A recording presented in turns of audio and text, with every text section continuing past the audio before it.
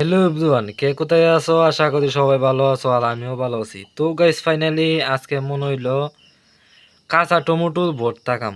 তো guys finally কাঁচা tomato লই লইলাম 3টা।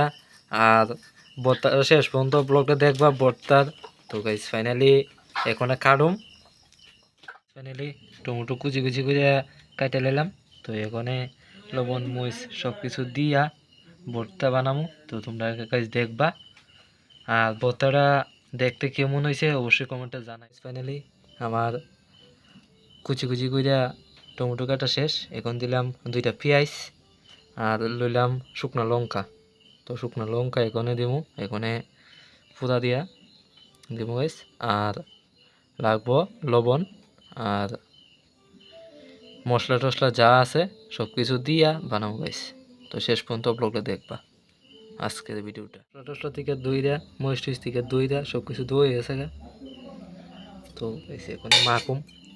আর গাইস খাইতে জানি না জানি কেমন লাগবে। আজকে ফার্স্ট টাইম আমি কাঁচা ভর্তা করতেছি, না জানি কেমন লাগবে গাইস।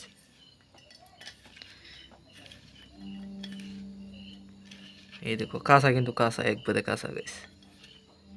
গাইস ভাবছিলাম খাইতে পারতাম না, তো গাইস খুবই স্বাদ লাগলো। এই দেখো আমি খাইয়ে দেখাইতেছি। এই দেখো দেখছো নি? গাইস এবি টেস্ট হয়েছে। তোমরা কিন্তু চাইলে খাইতে পারো। তো আজকের মতো এখানে ব্লগটা শেষ করছি।